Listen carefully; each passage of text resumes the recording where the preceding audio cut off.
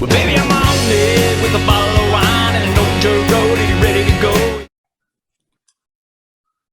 Hey, thanks everybody for joining us today on Live Music Nation podcast. I'm your host, Jake Gill. Today we're with Jim Jarvis from Paramount Theater. Jim, thanks for joining us.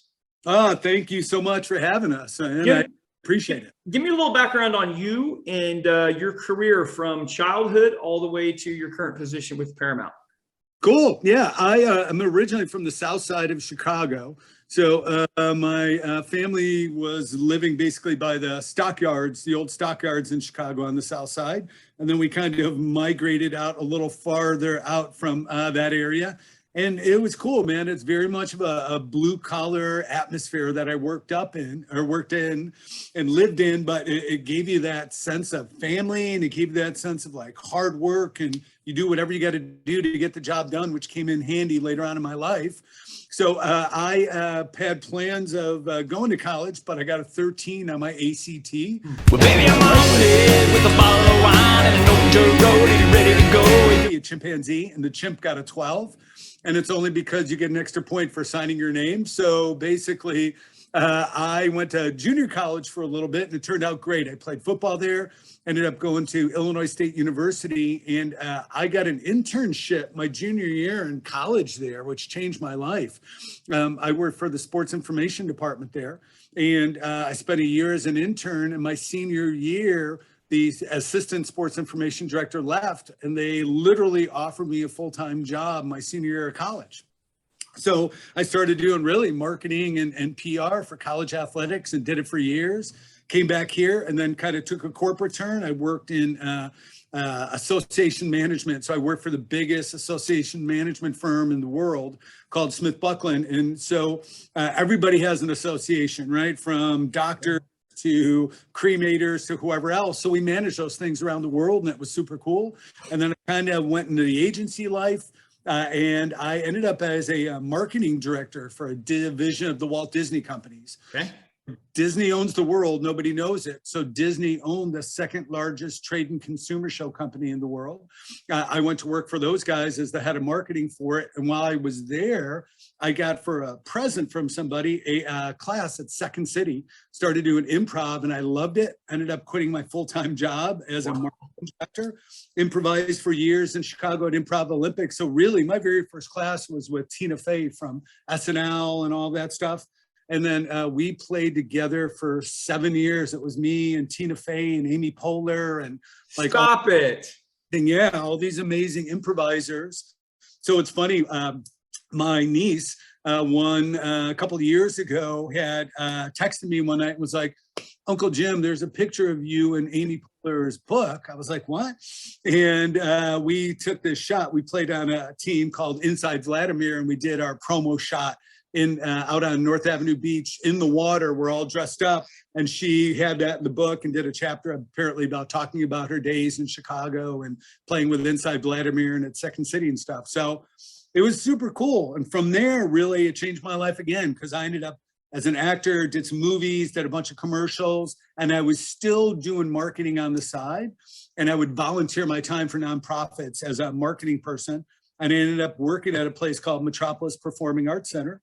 It was this cool 325-seat theater. I ended up doing for very first play that they ever did there, and then became friends with the executive director. He talked me into working for him full time. So from there, truly for the last 20-something years, I've been in the entertainment business. And he left to come run here. I took his job over there.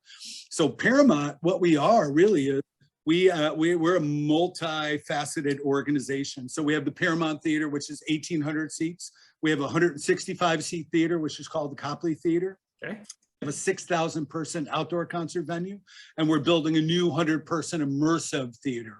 So it's been really, and we have a school of the performing arts, and we have a 250-person ballroom and a wedding and conference division that we do. So it's been a super cool job, man. It's been an interesting ride over 40 years. That's fantastic. Fantastic. Okay, so you've given me a ton of material here, but my first question, let's go back to the ACT. Looking back now, do you know, I mean, obviously you're not a 12 on an ACT. But do you know what it was? Was it just Was it test anxiety? Was it a learning disability that you hadn't recognized yet? Like, do you know? Yeah, absolutely. I think there were two things. Number one, I'm dyslexic, and Okay. so I used to get in a lot of trouble in grammar school, and I actually got kicked out of a parochial school by fourth grade, Yeah. being disruptive and fighting, which was the best thing. I keep saying I have these life-altering events, but I got kicked out. I got sent to a public grammar school, and the thing about that was my fourth grade teacher in this public school had just read an article about dyslexia. Oh. And so she started reading, she gave the article to my parents. They read about it. There happened to be a pilot program going on at the University of Chicago. Uh-huh. They were experimenting with people who were dyslexia, looking for volunteers. My mom got me in there, and that changed my life because, I'm doing what I'm doing. I can read, it takes me to do those kind of things. I sucked in sports in the old days because I couldn't see a baseball right. It was hitting me. I couldn't catch a football, all that stuff. And being over there really and truly was another one of those life altering events for me. And it was super cool. And the other thing for me, honestly, in high school was when I was a freshman in high school, my mom got diagnosed with ovarian. In my senior year, she died, and she was way out there in that time. So I just kind of had I don't really care. And I'm smoking a bunch of pot and not paying attention to class. So really the combination of those two things, was my downfall for a while. And junior college really got me excited again about education. And I learned I could do it. And my teachers in junior college really took the time knowing I was dyslexic, which was so yeah, that's exactly what it was, man. When you were told that they wanted you to take over the athletic program there, describe that feeling for me. Like I'm hearing your story and I got goosebumps because I'm like, oh my gosh, that's like at the moment, that's one of the greatest compliments you could ever get as a person. Oh yeah, absolutely. I had this amazing boss too. Like Christy Price was my boss, and I learned, I credit her with everything that I do because I learned so much from her. But I'll always remember when she called me in her office, and honestly, I'm one of those dudes that come from a background I may not be the most talented, but I'm going to work harder than anybody else to get this done. You know what I mean? And so I'm always afraid of getting fired to this day, and I'm vice president of programming and sales. I'm scared every day about getting fired. I'm not living up to it. She called me into the office to go, hey, offer me the job. And I even told her, I can't believe you're doing that because I thought you were going to kick me out. And I remember running all the way back from her office across campus in the quad. I was living in a dormitory, ran into the dorm room, swore my head off because I'm from the South Side. So we use the F. And went literally drank beers, and it was one of those real affirming moments, like all that hard work that I put in and kind of my journey with dyslexia and not being able to get into college and all those things paid off, and it was super cool. I actually am getting a little teary-eyed right now. Yeah, no, I understand. Let me ask you this, and I know this is completely off topic, but are you Catholic by chance? I am. My mom was actually a nun. So you're telling me your life story, and and I know you're South Chicago boy, so I know that it's strong there, but I just get the feeling that somewhere in your past heritage, there was someone in your life that just prayed over you, whether it be a grandparent or a great, I feel like there's a destiny that has been playing out in your life from the people that you meet and the circumstances you have, and all the ways that you and I have a very similar story in that we could have screwed our lives up so many times in so many different ways, but yet we were introduced to people, or we were at the right place at the right time. And man, I'm just hearing this, and this has just got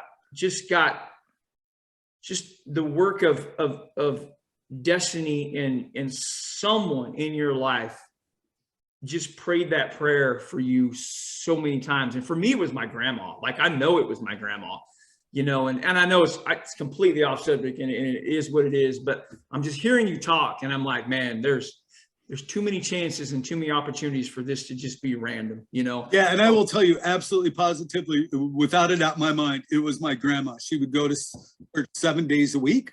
That even, you know, when I screwed up and I'm getting kicked out of school, you know, getting in fights and doing all that stuff, even my parents were supportive, but Grams was always there and, you know, calling and coming over on weekends and, you know, being encouraging on stuff. So yeah, she, like another one of those people who just was a part of this, you know, puzzle for me. And, you know, and there's not a day that goes by that I don't fully appreciate every single part of it. Yeah. This day, like I'm the only living person left in my family. I buried everybody from heart attacks and cancer. And I've actually died twice now. I've had 2 different heart attacks and come back. And so you talk about like somebody looking out for me. Yeah. Fully understand like that's the case. And so, and I try to give back every day. You know what I mean? Like, that's fantastic. some mentoring. And, my grandma just passed a couple of weeks ago, or maybe a month ago. And I remember calling her about 9 months ago.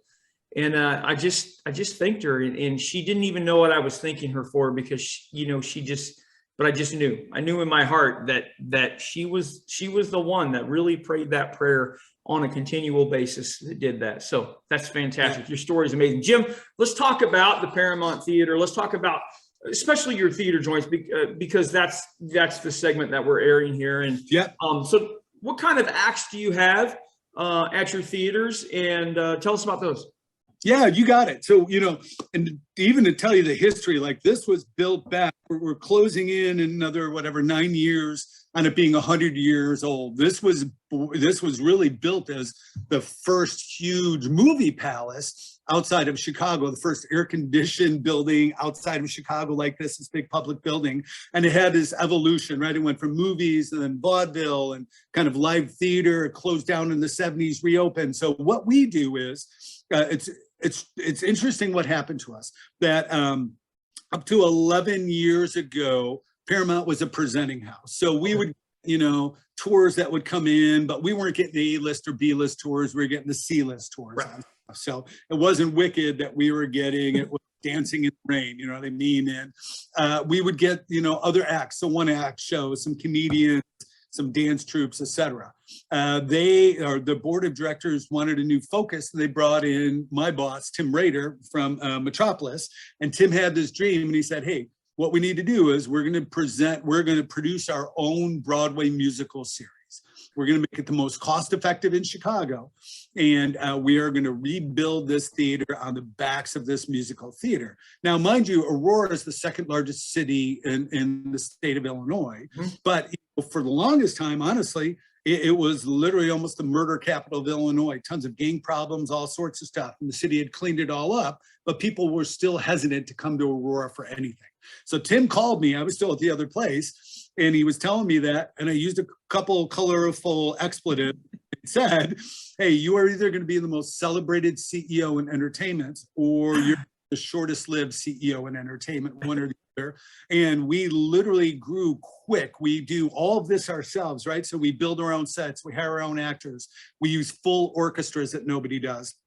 And we went from having about 53,000 people a year to, prior to COVID closing, we were between 400,000 and 450,000 people a year. And it's all on the backs of this Broadway series that we did. It's buy 2 shows, get 2 shows free. And so to this day, we are now the second largest subscription base in the United States for musical theater. Wow. And so it's been the big game changer for us. And it's our focus. What we're doing in between there is, you know, like my job, and I do the programming, is like we'll bring in Tim Allen, Jay Leno's, you know, we're trying to get Cedric the Entertainer. We will bring in David Sedaris, Willie Nelson, you know, has played with us and done a couple sold out back-to-back night shows on stuff, Riverdance. And so we'll supplement it with that to really expand our audience. And hopefully, you know, once they come through the doors as well, and they see this beautiful, gorgeous theater that they have, they might even test like our Broadway series on stuff. That's what we do right now. Like that is what Paramount is all about. Man, that is fantastic as you go through that. Jim, what's the most rewarding part of your job? I think it's 2 things. I think it's the people on both sides of the stage. That, I look at entertainment and, and I play team sports, but I will tell you there's no other truer team sport than when you're producing a play or a musical or putting on a concert. Like, everybody's got to be on the same page. You all got to be focused. You see maybe 20, 25 actors on stage, but there's another 75 to 100 people behind the stage, whether they're building sets or marketing it or ushers or whatever else. And so working with those kind of people and having those like-minded people is super cool. And I think the other thing for me is watching people and knowing the service that we provide. That I think that we live in this crazy world right now, and it's intense, and we've got so much hatred, and people don't listen to each other and they don't understand each other. And I think, for us, we kind of consider ourselves, Switzerland. Yeah. That you through our doors, man, like we try to stay even with everything, and to, for a couple of hours, provide people that break, and seeing people, whatever color you may be, or your sexual preference, or your religious preferences or political preferences, like sitting next to each other and enjoying it, and this communal experience that you have is super cool. And I know I get to be a part of it all the time, and it's special. Yeah, no, that's awesome. That's awesome. All right, 2 last questions, Jim. Yes, sir. What's your favorite all-time Broadway production? My favorite all-time Broadway production. I will tell you this, that for me, one of my favorite all-time Broadway production is one that we happen to do, and we did Little Mermaid. And the reason I say that is, when I was at Disney did Little Mermaid, and it failed miserably twice. And so when we were in a meeting, and I was heading the marketing at the time for this organization, and Tim said, let's do Little Mermaid. I was like, dude, I came from the entertainment capital, of the world at Disney. We couldn't do it. Why do you think that Paramount's going to be able to do it? They went out, they hired the top puppeteer in the Midwest. They created all these giant, and puppets are a misnomer, right? There's 20-foot sea rays and all these things, and we transformed it into this world, this undersea world, and you just lost yourself in it. And I saw it 5 or 6 times, and I wouldn't think I'd look and go like, Little Mermaid would be my cup of tea, especially a dude coming from Chicago on the South Side who's still here to this day. But I watched the evolution of it. I watched the impact that it had on the families and everybody, and it truly became my favorite musical of it all. The That's next, awesome. I would say, would be the Who's Tommy. Okay. I think that was amazing. Yeah, that's great. If you could see one musical act and bring them to Paramount Theater, dead or alive, who would you bring?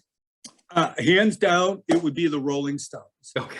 Me, I truly think the Stones are the most iconic rock and roll band. And no disrespect to the Beatles, but the Stones are going strong. And obviously Charlie passed away. But, you even hear lead singers talk about the fact of Mick Jagger has been a role model. Like, the dude knows what he's doing and how to entertain. Yeah. Whether in a 100-seat venue or a 100,000-seat, over in England. Yeah. And so I think having somebody so iconic, and the killer is, I've never seen the Stones live in person. I've owned a bunch of their videos. Mm-hmm. I just think like that is the most iconic rock band, and would love to have those guys. That's fantastic. Jim Jarvis, Paramount Theater. How do people find out more about your theater, all of your theaters and your productions? If you go to ParamountAurora.com, it gives you everything you want on there, and it will take you to all of our different venues and everything we're doing. And if you're ever in the area, man, like Jake, swing on by. No, for sure. I'd love to meet you and get to talk to you more. Like, you sound like a fascinating dude. Yeah, we're going to go have some pie and beer for sure. Thank you for doing this. Absolutely. Art's out there. We really appreciate it. Yep. No, I appreciate it. Well, baby, I'm